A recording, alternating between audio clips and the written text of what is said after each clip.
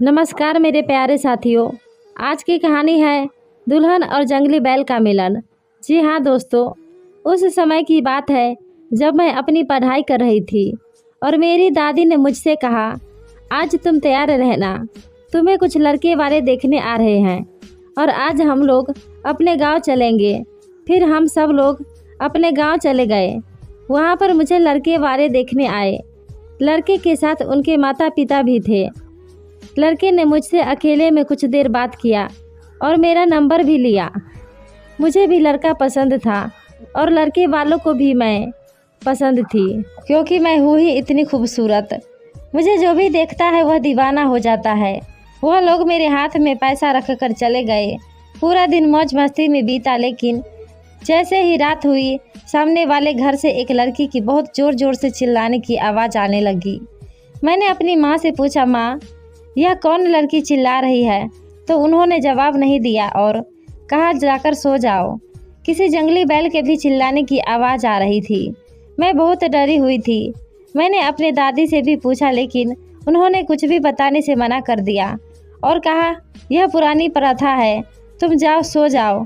रात भर उन दोनों की चिल्लाने की आवाज़ आती रही, लेकिन मैं कुछ भी नहीं कर सकती और मुझे रात भर नींद भी नहीं आई। सुबह हुई तो मैंने देखा गांव के लोगों ने उस लड़की और बैल को उस कमरे से बाहर निकाला। लड़की खून से लथपथ थी।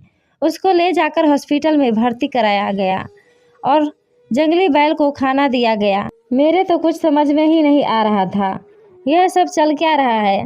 आखिर कोई इंसान इन सब के विरुद्ध खड़ा क्यों नहीं होता है? यह प्रथा बहुत सालों से चलती आ रही है और कोई भी इसको रोकता क्यों नहीं है? कोई लड़की जंगली बैल का सामना कैसे कर सकती है? कुछ दिन बीत जाने के बाद मेरे ससुराल से फ़ोन आया कि हम लोग जल्दी शादी करना चाहते हैं। उन्होंने शादी की तारीख फिक्स कर दी। मेरी शादी का दिन आ गया। मुझे तैयार किया गया और मेरी शादी मेरे पति से करा दी गई। यहाँ सब तो ठीक था, लेकिन जैसे ही मुझे कहा गया, बेटा आज तुम्हें उस जंगली बैल के साथ एक रात गुजारनी है, मेरे पैरों के तले ज़मीन ही निकल गई। आखिर मैं यह सब कैसे करूँगी? मैंने अपनी माँ से भी कहा और अपनी दादी से भी कहा, लेकिन मेरी कोई भी सुनने वाला नहीं था। मेरी दादी ने कहा, जो लड़की ऐसे जंगली बैल के साथ एक रात नहीं गुजार सकती, वह ज़िंदगी भर अपने ससुराल में नहीं रह पाएगी। इसीलिए रो कर या हंस कर तुमको भी एक रात गुजारनी है। यह एक परीक्षा है जिसे तुमको भी पास करना है। मेरी दादी ने माँ से कहा, इसको जल्दी से तैयार करो और समय हो गया, इसको जल्दी से उस कमरे में भेजो। मैंने बहुत समझाया सबको, लेकिन किसी ने भी मेरी बात नहीं सुनी और मुझे ले जाकर उस अंधेरे कमरे में जंगली बैल के सामने छोड़ दिया और बाहर से दरवाज़ा बंद करके चले गए। मैं बहुत चिल्ला रही थी। मेरे सामने वह जंगली बैल खड़ा था। वह मुझे घूर रहा था, जैसे मानो खा ही जाएगा। मैं बहुत डरी हुई थी। मैं चुपके से अपने साथ अपना मोबाइल लेकर आ गई थी।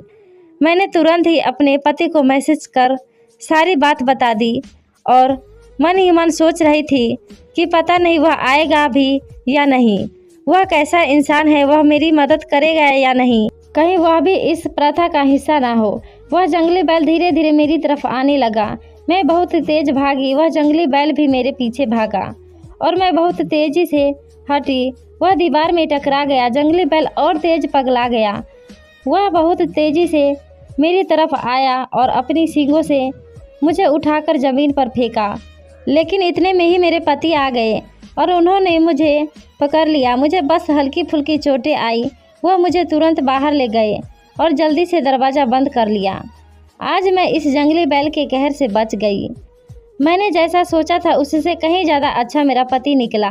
वह मेरे माता पिता व दादी से लड़ गया और कहने लगा, यह सब अंधविश्वास तुम लोग मत करो, यह सब गलत है। एक लड़की को ससुराल में रहना है या नहीं रहना है, वह लड़की तय करेगी। कोई जंगली बैल तय नहीं कर सकता। और कितने लोगों की जान लोगे? अगर तुम लोगों ने यह सब दोबारा किया तो मैं पुलिस कंप्लेन कर दूंगा। हम सब लोग पढ़े लिखे हैं और यह सब अंधविश्वास मैं नहीं मानते हैं। वह मुझे लेकर शहर आ गया। आज इस बात के 5 साल हो चुके हैं। आज हम लोग अपनी ज़िंदगी मज़े से जी रहे हैं, लेकिन आज भी मैं उस बात को याद करती हूँ तो मैं काँप जाती हूँ। आखिर ऐसी प्रथा कहीं भी नहीं होनी चाहिए। इन सब प्रथा पर रोक लगनी चाहिए। दोस्तों, अगर आपको भी ऐसी कोई प्रथा पता है तो उसका विरोध करें, जिससे किसी की भी ज़िंदगी बच सकती है। दोस्तों, यह कहानी कैसी लगी हमें कमेंट पे अपना राय ज़रूर लिखिएगा। धन्यवाद।